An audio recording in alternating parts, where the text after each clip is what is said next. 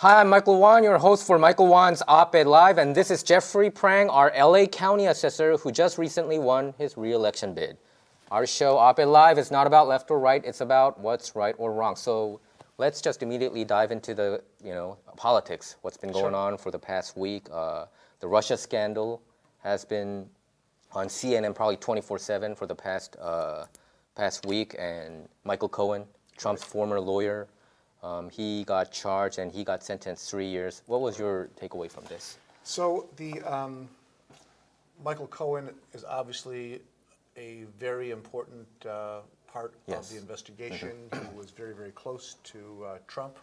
He knew a lot of stuff. He was known as the fixer, and it's clear that he had a direct role in a number of the issues that the special counsel is looking into. The one thing, there was in my view, he dropped the bomb. He said the president directly knew and gave him direction to do things that constitute a crime. Regarding Stormy Daniels, right? Regarding paying off Stormy Daniels and the other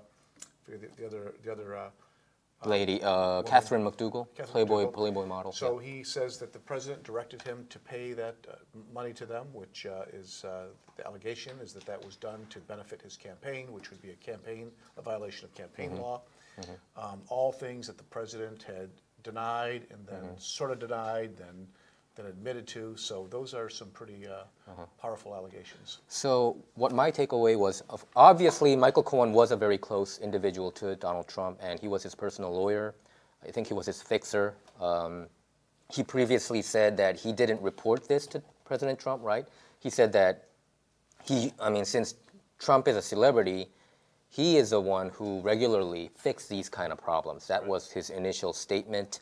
And I do agree that he was very close to Trump, and he appeared in a lot of TV shows, CNN, Fox News, defended Trump vigorously. So he was known to be one of the most loyal Trump allies. So without a question, this is damaging to Trump, I agree. But I think this special counsel, this Mueller special counsel thing is very damaging to the country. And it was kind of sad to see how, no matter how close you are, if a special counsel start investigating or if an FBI start to investigate you, and it seems like Cohen was trying to protect his family. I think they were going everywhere, So once you do that, I think probably I would say 9 out of 10 would turn against that individual because you don't want your families to get harmed because of this. I think Michael Flynn also he agreed that he committed perjury, right? I think he did that because he wanted to protect his son, because his son was also a target with that investigation. So it seems like it can bring evil out of this whole thing. I mean, you make friends, enemies, and so far we don't know. So far, the things that he said, what Michael Cohen said about Catherine McDougal and also Stormy Daniels, probably, let's say it's true. Let's say Trump, gave it to him. Was it $130,000? Something like that, right? To Stormy Daniels. Yeah, to Stormy Daniels, or probably to Catherine McDougal. Let's say that it might be true. I do think there's a high possibility that he had an affair with two of those individuals. Let's say that's true, but I think that is not the mandate of what Robert Mueller was supposed to investigate. I thought he was supposed to investigate collusion between President Trump's campaign and Russia. But it seems like Robert Mueller is hell-bent on taking down President Trump. And so far, I don't see any connection between the Cohen thing and Russia and Trump. I think we're getting closer. One is Cohen did admit, and he produced documentation that indicated that Trump was negotiating for a hotel in Moscow just prior to the convention when he was already clearly going to be the Republican nominee. So we now have determined that Trump had business interests that he denied, that we can now document were true, so he was lying about that. He had a connection to Russia. And this is what the special counsel is trying to do. He is trying to determine that that Trump probably had a relationship with Russia, and some of his policy decisions and his positions were driven by those business relationships. What Mueller is trying to do is he's going after all those people who were close to Trump. He's finding misdeeds to put pressure on them to get them to reveal information, which they are doing. Both Flynn is now revealing information to protect himself and his family. Cohen is now doing to protect himself and his family, and they are closing the gap. So I think we now are at a point where we have now connected Trump to Russia, at least on the business dealings, and as he gets closer, we'll see whether that impacted policy. But what I don't understand is this, okay, I get your point, but Donald Trump was not a professional politician before he went to White House. He was the CEO for Trump Tower, for the Trump brand, Trump organization, right? And he did business internationally. You know, we have his building even in South Korea and everywhere. And he had a Miss Universe pageant event in Moscow. So it wasn't prohibited for him, for an American citizen, Donald Trump, to do business with Russia. And you can't relate that, in my opinion, you cannot relate that to Russia collusion. And it was before he even thought about running for office. Here's an important point. The moment you become a candidate, you are now subject to intense scrutiny and requirement for disclosure. So he still was maintaining, through the Trump organization, contacts with folks in Russia, for Moscow, about a Trump hotel there. As a candidate for president, he was required legally to disclose that. And he denied it. He lied. He says he was not doing that. We now know that he was. That is a big problem. That there was nothing to prohibit him from having those relationships, but disclosure of that information. So that is up to debate. I think so far President Trump denied it. And I think, of course, you have to be scrutinized, all the way up to to the end. Since you're running for president, I agree with that. But to me, it seems like there is no wrong to do a business. And to me, this whole thing, there's something sinister behind it. When I see Robert Mueller, I see a person with tremendous amount of conflict going on. He was the FBI director before James Comey, right? Everybody knows that he was the FBI director, and under him, I think he had some kind of relation with Russia. You know why? I know that the mainstream media don't want to cover about this, but the Clinton Foundation, they got $145 million from 9 Russian businessmen. Okay, and then in return, when Hillary was Secretary of State, they agreed upon of course, Canada was also in the picture, but pretty much what it means is Hillary gave up 20%, Obama administration gave up 20% of American uranium to a Russian company named Uranium One. And this is just undeniable fact. And the FBI director at that time was Robert Mueller. So Robert Mueller, as the FBI director, he was supposed to, red flag this. He was supposed to say, this is not good, To give up 20% of American uranium, which makes nuclear bombs, you give that to Russia, that is a no-no. So to me, it seems like Robert Mueller is also doing this to go after Trump to cover himself too. I see it that way. Because there is some reports that there might be a counterattack coming soon. Well, I think with William Barr, coming as new Attorney General. So all the pieces have not been connected yet, but what is clear and overwhelming is that people around Donald Trump, multiple people from Flynn to Cohen to his son, had multiple levels of connections with the Russians. Extraordinary, unprecedented, and unjustifiable.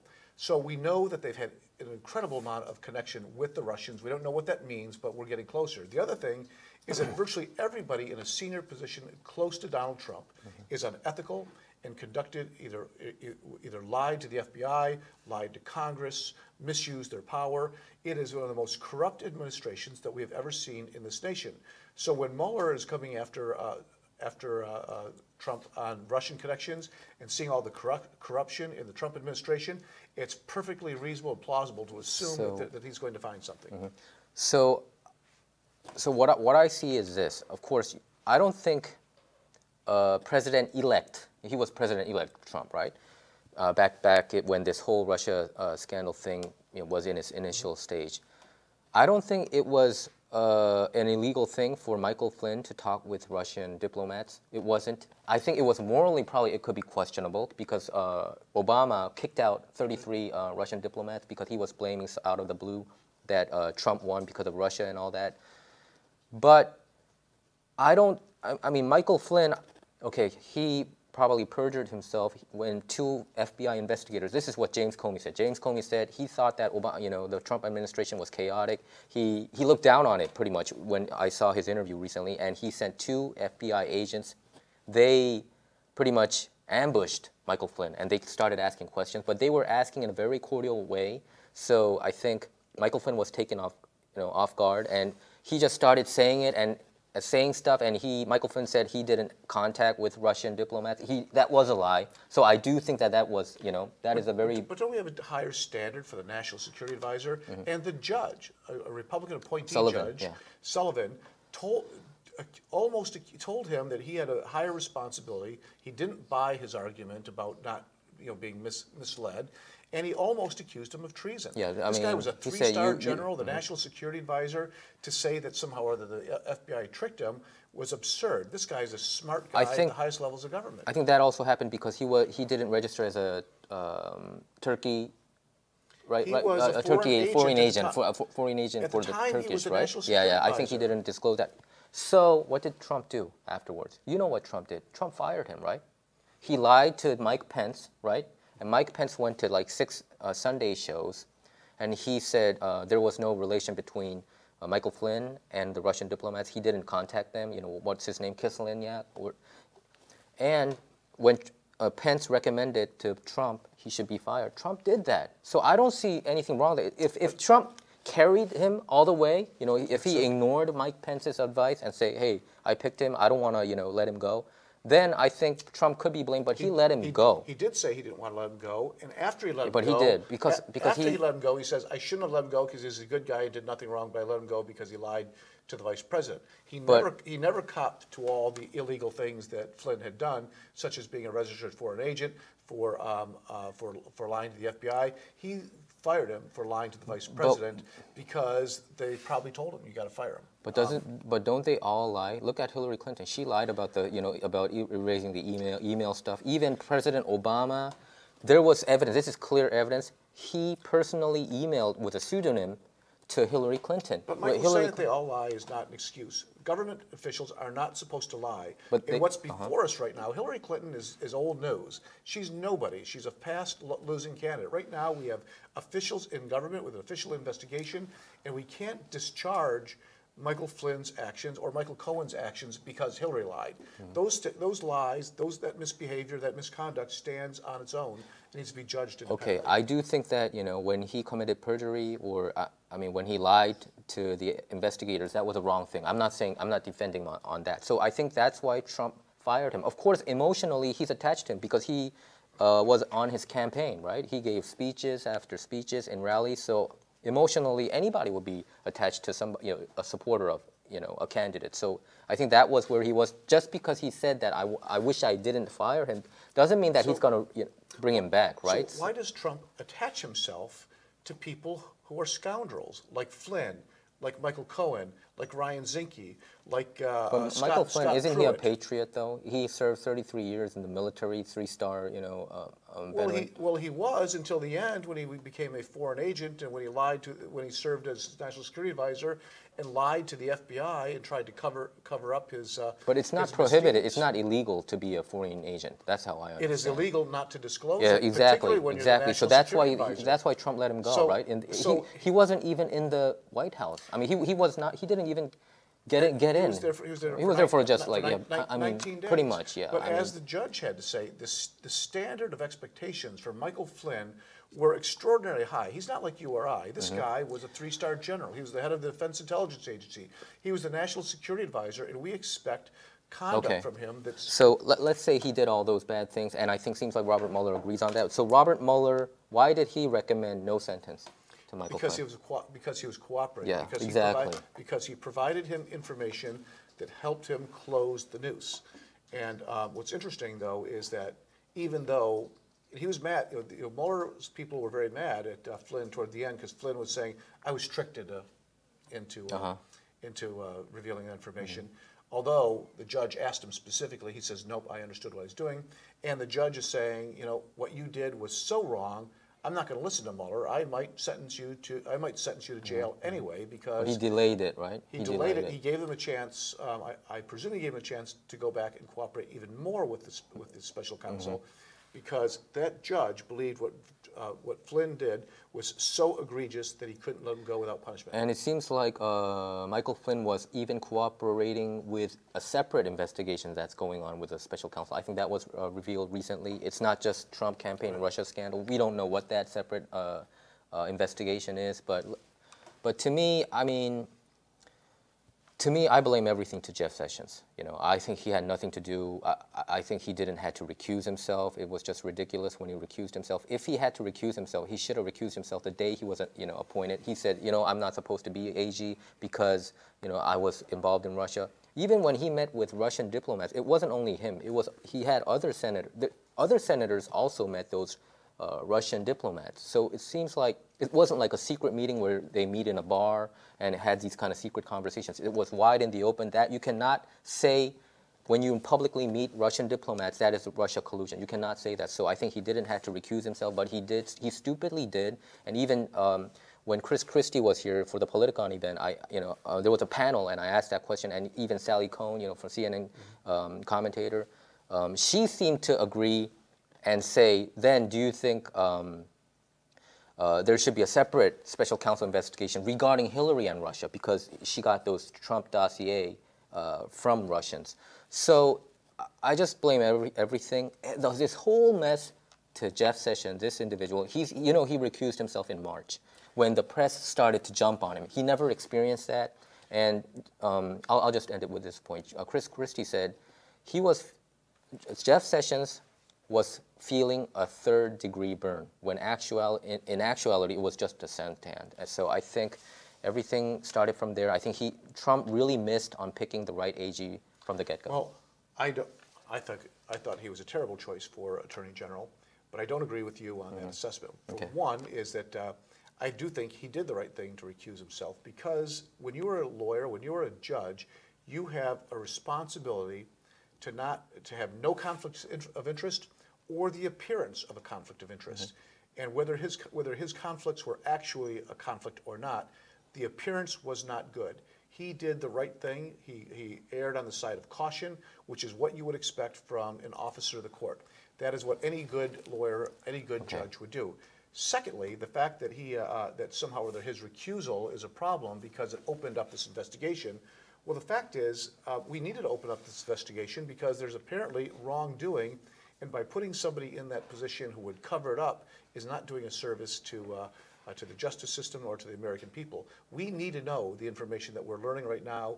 The fact that there could have been an appointee who would have worked to cover that information up would be a travesty. But what do you think about Rod Rosenstein then, the Deputy Attorney General? Didn't he have to recuse himself because he was also very much involved? He was the one who signed the renewal of wiretapping Carter Page, the former Trump campaign volunteer, So that and you know how they wiretapped it. They couldn't get that approval until they brought that the fabricated Trump dossier. So what I'm saying is, what I see here is it's the deep state. It's these these people there, the establishment people. I'm not talking all of them, but these deep state individuals like Comey, Andrew McCabe, and Rod Rosenstein. He's on top of that, I think. You have these people who cooked up, and then you have the Hillary Clinton campaign who cooked up this fake Trump-Russia dossier thing, and they used that.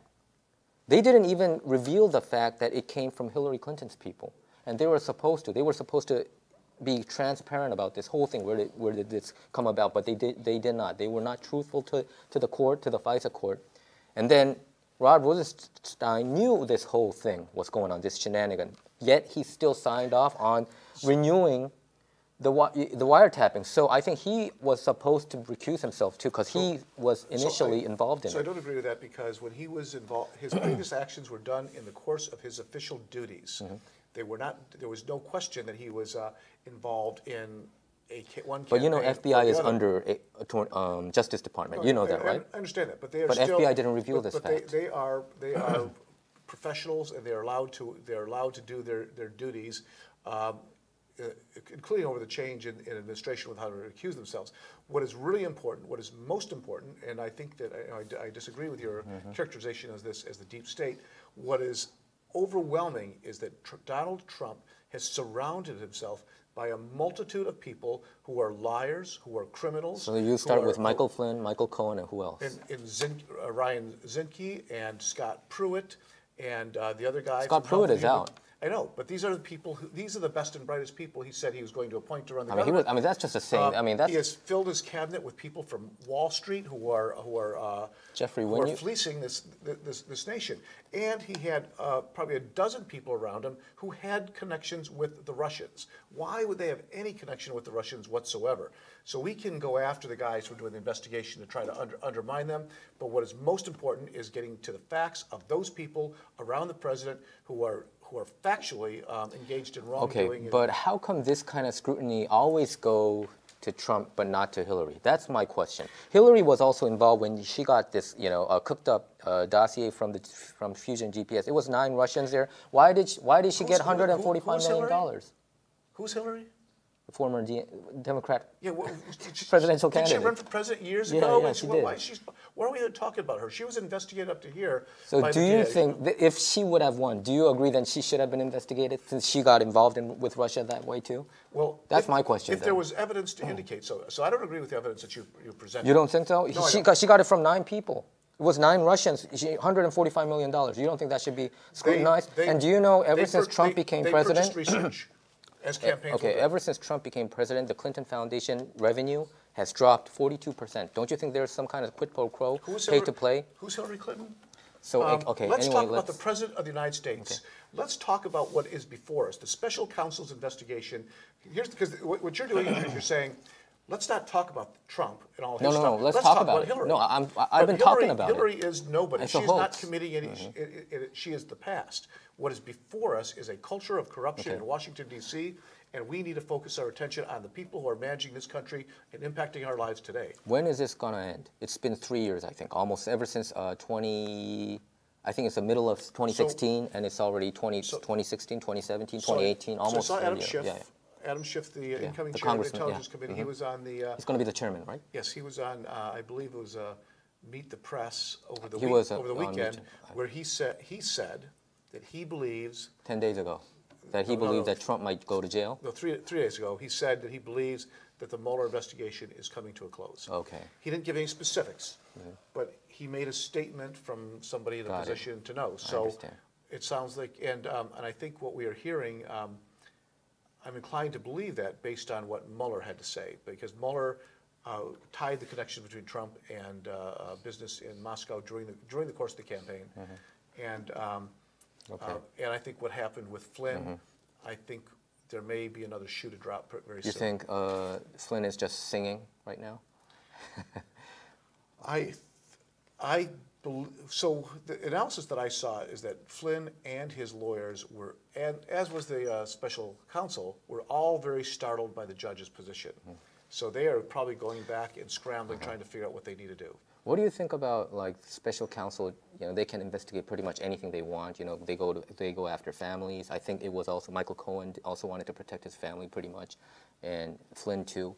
To me, that seems like a cheap. It seems like a cheap shot. Whoever attacks the family. You just you're gonna just cave, right? Well, I don't think they went after Michael Cohen's family. He wanted to protect his family from being in the limelight and being subject to ridicule. Michael Flynn's son is a nutcase. He's the guy who posted online saying that Hillary Clinton had a pedophile ring under a pizza shop. Yeah. So he was involved in the campaign.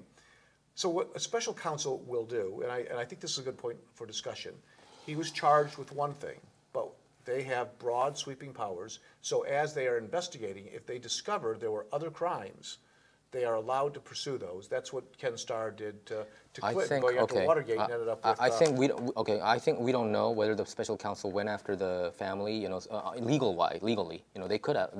Probably he compromised and said, "Hey, I'll say this instead. In return, don't attack my family." To me, it seems that way, but we don't know for sure what the deals he made with the special counsel. But I think it's good for this probe to come to an end. It's been way long. $26 million from taxpayers. So I think it's been too much, too long, too damaging to this nation, and I think it should come to a close. And let's see what happens. So there's one more opportunity to really increase the amount of information that we have. Starting in early January, the Democrats will control the House of Representatives. They will now have the power to subpoena things that the Republicans have been stifling.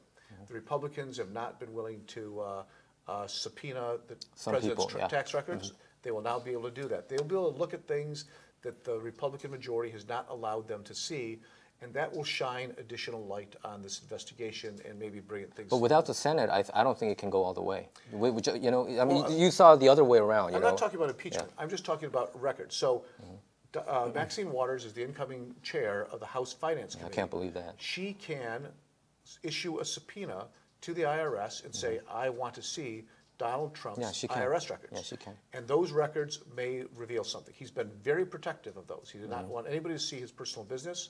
But now we're getting off of Russia thing. But anyway, but a lot of people believe that those tax records are going to demonstrate that he had business dealings with Russia. So what's wrong with doing business with Russia? You know, even there are some pundits saying that there is nothing illegal about collusion. Actually, Hillary people also colluded with Ukraine, and then they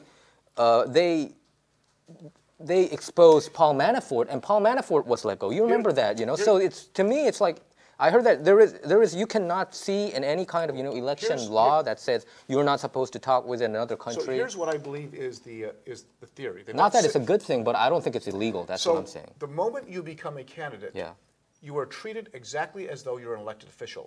A candidate and elected official, in terms of public disclosure, are the same thing. So while there's nothing illegal about the Trump organization continuing to do business in Russia, here's what I think is happening. I think he was trying to do business in Russia. I don't think he expected to be president. I think he expected to use his celebrity to build hotels and to brand his name. And I think as a result, as a result, he is making decisions. I think one of the reasons he won't go after Russia on Ukraine, why he won't go after them on Syria, why he refuses to criticize Vladimir Putin and instead takes Putin's side over when it comes to the Russian meddling in the elections. I think it's because he has business dealings there and he doesn't want to piss them off. Okay, I disagree with you on the fact that he was not expecting himself to win. I think he was expecting himself to win, because I read a book from the campaign manager, the former campaign manager, Corey Lewandowski. I think his book title was "Let Trump Eat Trump." You know, I read that book, and if you read that book, when the Access Hollywood tape came out, he told people, "I'm going to win this, and I'm going to see who's going to be in this, meeting afterwards, and who's not." And Chris Christie wasn't there. That's why he did not choose him as the AG. I think that was a huge mistake on Trump's part. He should have been still loyal, even though, because they were thinking in their establishment mind. But I think he believed that he was going to win. And I think doing business, it means that, I mean, if we put that kind of standard, if you run for president, you're not even supposed to do international business with other countries, like a big country. And Russia is a huge country. It's not like a tiny, but you're not supposed to. Country. When you're running for president, you're not supposed to be doing business. He let go of all the business works. He didn't do the business works. He let his kids do it. He was running for president. He was focusing completely on his campaign. He did not detach himself. Most people put their property and their investments into a blind trust, which he didn't do. He just said, "I'm going to let my kids be in charge." Did you know that he sold all his stocks when he ran for office? And he didn't. It wasn't like he actively called Russia and say, "Hey, I want to get to find out what the Trump Tower Moscow deal was." I don't think you can legitimately make an argument that Donald Trump severed himself from his business dealings. He is still actively involved in his business dealings. His daughter is still actively getting patents from China while she is sitting in the office in the White House. But that's another. So it is another example of the corruption around to Donald Trump and his family. It doesn't mean that once you run for office you have to cut off every business. But that's what everybody in the history of this country has done. I don't think Michael Bloomberg shut down his company, when he ran for the mayor's seat. It seems like this standard somehow is kind of connected. He was no longer in control of his company. So Trump too, he let go of all those things. He said that. He did not. He did not do that. So far, I don't see any evidence that he was still doing business. All he said was that I'm not going to do this anymore. He didn't take any legal steps. Even now, I don't see any. Every president since Eisenhower has taken their, including Jimmy Carter, put his peanut farm into a trust, and whoever the trust almost ran it out of business while he was the president. He came back and was very able to save his farm. But I don't see any evidence that Donald Trump is still operating as a CEO of Trump Organization and calling countries and checking the. But we don't know. We don't know what conversations. Okay, let's he's had with see Don what Jr. happens. Okay, let's see what happens regarding that. And what do you think about the Syria issue? Trump pulling out all the troops yesterday. Do you like it or you don't? I was never excited about being in Syria, but I think pulling out in the way he's doing it is irresponsible. For a number of reasons. One, he doesn't really articulate why we're pulling out. He declared that we beat ISIS, which is nonsense. Even his own Defense Department doesn't believe that we've beaten ISIS. He is leaving our allies, the Kurds, at the mercy of both the Syrians and, counterintuitively, at the mercy of the Turks, who are our allies, because the Turks are enemies of the Kurds. They don't want the Kurds to get political power. And they will, the moment we pull away from the Kurds, they're going to bomb the heck out of the Kurds. So I think it's premature. I don't think it's very well thought out. I don't think it's a good exit strategy. Okay. But it's like everything else Trump does. He just does it without thinking. So what do you think about Donald Trump saying, if you look at his Twitter account, he said that, and let me just read this to you. So I wanted to know your opinion on this. He was saying that, are we going to just stay there forever? At Syria? Well, we shouldn't stay there forever, but we need to have a policy that will help protect the people that we went in there to protect, that will ensure that ISIS is being suppressed, and that will try to retain some sort of balance of power between the Russians, the Iranians, the Syrians, and other powers there. But just leaving, by leaving, we are essentially ceding Syria to the Russians and to the Iranians. We are reducing our footprint and our ability to influence public policy in the Middle East, and we are leaving our allies, the Kurds, who are going to be slaughtered by both Iranians and Syrians and Turks. But don't you kind of think that ISIS is in life support? I think they have been damaged since the Trump administration, not during the Obama administration. Obama administration, they were emboldened. And I think the reason why, they were against Syria. The United States was against Syria under Barack Obama, not under Trump, but under Obama. He wanted to attack Syria. Syria, they're not a globalist country. They're not under control of IMF. They're one of the few countries. Somehow they want to do something. So who did they embolden? Who did Obama embolden? ISIS was there. So the reason he emboldened ISIS. Obama administration emboldened ISIS and all these Assad terrorists. So we had a lot of conflicts here.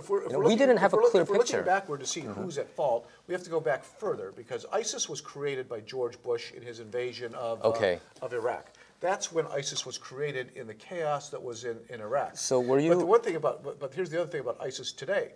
Yes, ISIS is on the downside, but that's because we have troops there suppressing them. When we leave, they will reconstitute. There's still estimated to be 30,000 to 40,000 ISIS fighters in the Middle East. Where are they going to be when the United States pulls out? And suddenly Russia and Syria go after the Kurds, who've been the most effective in battle with ISIS. Let's talk about ISIS then. During the George W. Bush administration, the Iraq War happened, and they pulled out. He declared victory. You remember that? I do. And then he pulled out a lot of troops. And what happened? ISIS rose. And then what happened afterwards? Do you remember Surge? The Surge? A lot of mainstream media didn't cover it. He increased like crazy. And then they got rid of almost all territories, and it was pretty much a victory. I would say that was the real victory. But then what happened? Obama came in. He pulled out 170,000 American troops out of there. It created a vacuum. That's when ISIS went wild. So it was under Obama, not under Bush. I just want to lay out facts. So you got to make the same argument. And then Trump came and he got rid of all of them. But you just made the argument. When are we going to get out of Syria? And you're making the argument that Trump's getting us out of Syria. At the same time, when Obama said we need to get out of Iraq, somehow or him getting out of Iraq. I knew you were going to say that. Those are the same. I knew you were going to say that, but it's different because with Iraq, it was 170,000 troops, and not just that. Iraq is a different animal from Syria. Syria, I don't see a lot of I don't understand why America has to try to beat down Assad. You know, I don't see any like real connection there between United States and Syria. With Iraq, you know what? With Iraq, after 9/11, you know, they were saying. That's why I always doubt what the intelligence reporting is saying now. Ever since that incident, when CIA, MI6, FBI, all these like 17, 18 agencies were telling George W. Bush, hey, Iraq has WMD, and it was right after 9/11, and people's emotions were high. You remember most of America, but they didn't. But you know that most Americans were behind George W. Bush back then. He was having like 90% approval rating. He bombed the heck out of Iraq, but later, like you said, they did not have WMD. So whenever the agencies, I mean, what CIA says and FBI says, you know, they were saying, you know, we have to. They come up with this scenario. According to CIA reports, we're supposed to do this, we're supposed to do that. I don't believe them anymore. Ever since that incident. I do not advocate a policy that uses violence and war except as a last resort. We had no justification for going into Iraq. At the same time, Assad, who was just as brutal of a dictator as Saddam Hussein, the big difference with Syria and Iraq was that there was a grassroots movement as part of the Arab Spring to take out Assad. And we were the last country to really join in that battle, but there was a justification and interest of democracy and freedom because there were freedom fighters, and we supported them. I think Obama did a bad job. I think Trump has done a bad job. But once you were in there, once you have people who are working with and for Americans, you simply cannot walk away from them and leave them vulnerable to the. I think there is a difference between the Trump administration towards their policy towards Syria and also Obama administration towards Syria. With Obama administration, I really didn't know what they wanted to do. I'll be honest. I was reading articles, you know, during that time when they attacked Syria. Do they want to get rid of Assad? Is that their goal? I don't even know what Obama wanted. Or was it helping out this ISIS and other groups to beat down Syria? Was it helping them or not? Are they aligned? I know that Syria is close friends with Russia. They are. You know, they are close. They have close ties with Russia. So just because they have close ties with Russia, did Obama want to get rid of Assad? Or, you know, he was saying like two different things. He was once saying that, you know, ISIS is just a JV team. It's not Kobe Bryant. You know, it's not like the Lakers team. But actually, they became, you know, more than Lakers. They were crazy. They were bombing the heck out of all over the place. So I think Obama did not have a clear objective. Was it getting rid of Assad? Then he had to embolden ISIS. I agree. If that was your clear goal, but it seemed like it wasn't like that. He was criticizing ISIS. He was criticizing, Let me agree with you that it was not a very coherent policy. But the policy, as I understood it, and I'm not saying I endorsed it, as I understood it, the primary objective was ISIS. The secondary objective, it was supposed to be, yeah. The secondary objective was to take advantage of the chaos and hoping that we could have regime change and get rid of a brutal dictator of Assad. What complicated the second part was the fact that we are in this détente relationship with Russia, who was closely allied with Assad, which made bold, clear actions much more complicated. But Russia was not. You know, they were bold, and they forced us into a corner. And I think Obama did a poor job of holding ground. I think Trump's goal, everybody knew, you know, during his campaign, he just wanted to get rid of ISIS, and that's it. He never mentioned about Assad. He said, let's get rid of ISIS, and it seems like, I remember like around last year, around this time, they took back 93% of what ISIS, you know, had, and now it's virtually, they don't have any land. That's how I understand. There is some report that said there's still 30,000 ISIS out there, but to me it seems like, I mean, it's not like America's completely out of there. If you look at the official statement that what Sarah Sanders said, you know, the White House communications director, right? I mean, she's spokesperson. She said that whenever they sense a danger, they can go back. So it's not like they're completely out of there for the rest of their, you know, their lives. So I think they're opening that door. But right now, I think they had like only 2,000 American troops there. So Senator Lindsey Graham, who is the president's biggest supporter in the Senate, said that he thinks this was extremely unwise and he believes ISIS will be back as soon as we pull out.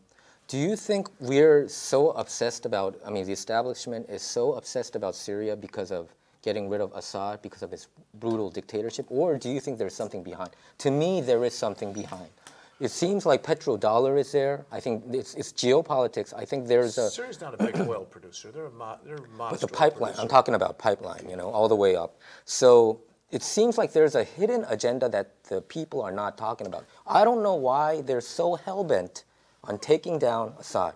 I just don't see it clearly. I think we dealt, just as we dealt with Hussein and other dictators, we dealt with Assad for a long time. Yeah. The reason there became a bigger interest is because there was a grassroots movement, just like there was in Tunisia and Egypt, to overturn the government. Now it appears as though that has failed. Assad has consolidated his power, particularly because he's got the support of Russia. There is probably the bigger issue is the whole geopolitical factor of a Russian-Syria axis in the Middle East. The United States has been the dominant power in the Middle East, aside from those local countries. Having Russia have a strong presence there will unsettle the balance of power in the Middle East. So what do we have to do? Like, is it so impossible for us to let Syria be close with Russia? I mean, do we have to always have that kind of counter force there? I don't think we need to do that. I'm not even sure I would advocate for that because the cost, the expense, you know, nobody wants to retreat and allow a brutal dictator like Assad who uses poison gas on his own people. Chemical gas. I think that, and I'm not an expert on this, the one thing that's most important to me is protecting our allies in the Kurds, people who have fought against the front line of battle against ISIS. They've been our closest allies, and we need to ensure that they are not going to be brutalized by Assad, by the Russians, or the Turks. We have been helping Kurds a lot. Kurds is our friends, you know, yes. And I believe that if they're in danger, they would go back. I mean, that's how I see it, the American, you know, troops. But I think probably probably Trump administration, they know something that we might not know. The intelligence, you know, they think probably, I think anyway, Trump came to the conclusion at this point, I think it's okay for us to pull out, but you might be right. You might be right. They could annihilate them by the time we could get back there. I mean, you know, Assad could drop the chemical gas on their cities, and we could go back, but there could be tens of thousands of people who died. I don't think we want to put these people's lives at risk. But okay, but we know for sure right now in Iraq, ISIS is not going wild anymore. So let's see what happens. Probably you might be right. Who knows? You know, nobody's a fortune teller here. I mean, it might become bad, like you said. You know, it creates a vacuum, and it might go wild, chaotic all over again. So here's what I'll stipulate with you is that I do believe we need a strategy to get out of Syria. I don't think the president has articulated that. He surprised everybody. His own team, his own Defense Department says we're leaving. Because he's not the establishment guy. He made these statements that we've won and we can leave without backing that up. I think he's been irresponsible. If he wants to get out, that's fine. I support that. But let's talk about it. Let's come up with a thoughtful plan that accomplishes our national interests and objectives. I just believe that, okay, if Obama wanted to get rid of Assad, I think, okay, then that might be one thing. But I don't think it was a good, smart move on our part to embolden the terrorist groups, you know, just to get to just to be against Assad. Like you just said, it doesn't give a coherent message. Keep in mind, when Syria became really acute, we had already been embroiled in this battle in Iraq and Afghanistan, and Americans did not have the taste to get into another Middle Eastern country. I think that had a lot to do with the Obama's policy of trepidation. And I agree. We don't want to have. We could be at eternal war at half a dozen countries in the Middle East, and we'll never have the outcome that we want. I don't know if we can ever get out of Afghanistan without leaving that country subject to the return of the Taliban. So it's a complicated issue. Like, I mean, let's see what happens. I mean, you have good points here. What do you think about the government shutdown looming? Do you think it's all about the wall, right? Yeah. Well, the Republicans are still in control of Congress and the White House, and right now at this point, right now, and the president is unable to secure enough votes from his Republican allies in Congress to get it built. I do believe that the wall, as envisioned by the president, is misguided. It doesn't address the fact that most immigration doesn't come across the border. And it's extremely expensive and disruptive. More investment in border security, I think, is reasonable. The Democrats, I think, share my views. And if he's going to make the border wall a condition of the budget, he's going to lose, and he's going to have to shut down the government. Yeah, you know what? I mean, a lot of people saying that he's supposed to shut down the government. You know, a lot of his supporters are saying it, and some on the conservative side, they want Trump to shut down, at least to give a message to the Democrats. I think it's not going to work. Like you said, you know, I think, you know, you have to. They don't have 60 votes, right, in the Senate, and obviously next year, Democrats are going to take over the House. So I think Trump has to be smart here. So what I think he's going to do is he's going to use the defense budget and use that fund for the wall. It's another issue, but I do think that he's not going to get it through this, you know, regular way of getting the CB through. I hadn't thought of that. He could probably try to do that. It would be illegal for him to shift funds from one that is up to debate, but he can declare the state of emergency and do that. Some scholars have been saying it, so we got to see what's going to happen. He may find a way to get there, but if he were to shut down the government, it's always a loser. The people who are responsible for shutting down the government always lose. And I think the Democrats, while they don't want that to happen because it would hurt people, I think in many ways they're thinking, yeah, go ahead and do that. That you'll just guarantee that we're going to have a stronger position in the elections of 2020. So what are the Democrats' position regarding the border security? Because I don't get a clear picture from them. The Democrats have supported enhanced border security in terms of funding for ICE members for the personnel from the border customs. They have supported barriers in an appropriate like fence. It could be fences, other types of barriers. They support policies in those countries where people are immigrating from to economic development to give them reason to stay in their home countries instead of immigrating. They support humane treatment of children, and they oppose family separation. But you know, again, and I was not an advocate of all of President Obama's policies when it came to immigration, but he deported more than Trump, yeah, so, more than a lot of people. But I think a wall is a simple answer to a complex issue. But it works for Israel, right? The wall has been working. Totally, right? Well, that's just totally different. But how about the drugs? I heard that 80% of American drugs has been pouring from Mexico border. Right? Yeah, but they're coming in tunnels. So a wall's not going to help you deal with the tunnels. A wall is not going to help you deal with the small, low-flying aircraft that fly under the radar. But we don't know the wall, whether it's just going to go up or also underneath. We don't know. They said they're going to make it high-tech and sensor.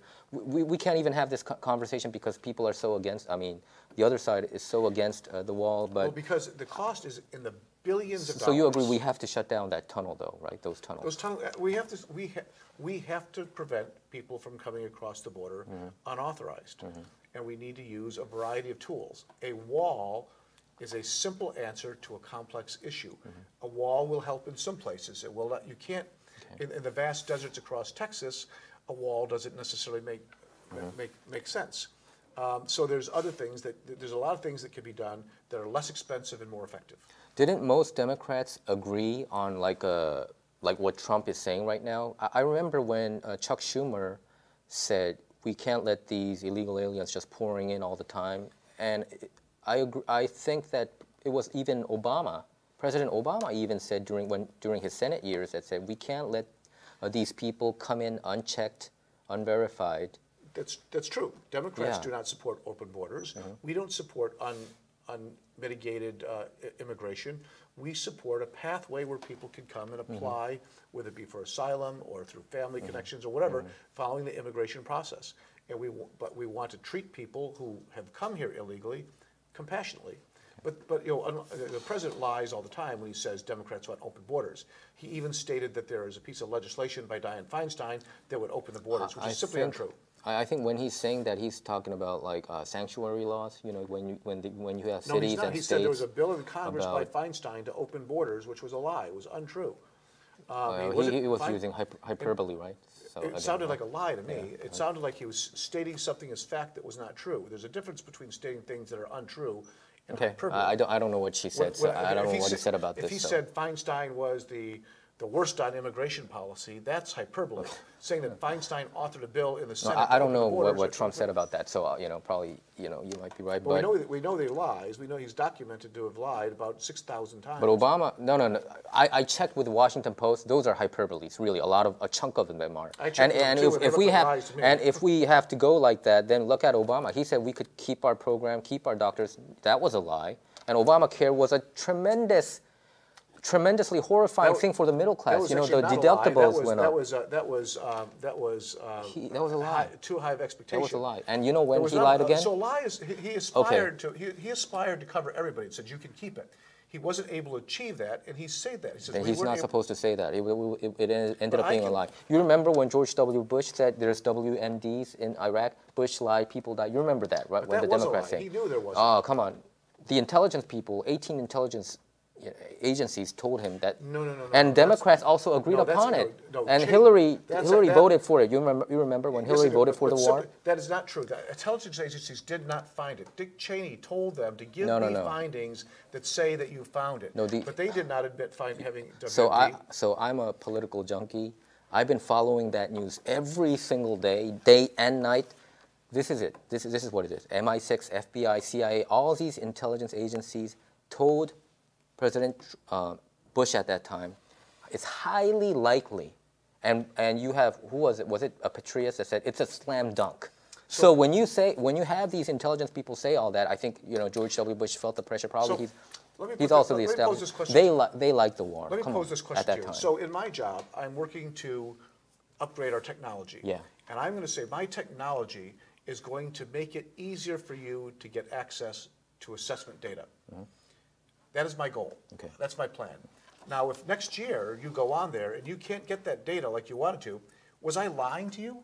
Or was I telling you that I had an objective that I wasn't able to meet? So what I'm saying is that is not a lie. If you want to be really technically correct, I think he was, that was a It was a goal that I was not able to achieve. It was a misinformation. He was being misinformed. But he was trying, when we try to be... But when he said that, though, he said you would be able to keep your own insurance. He said that before the bill was passed. He said it before it was done.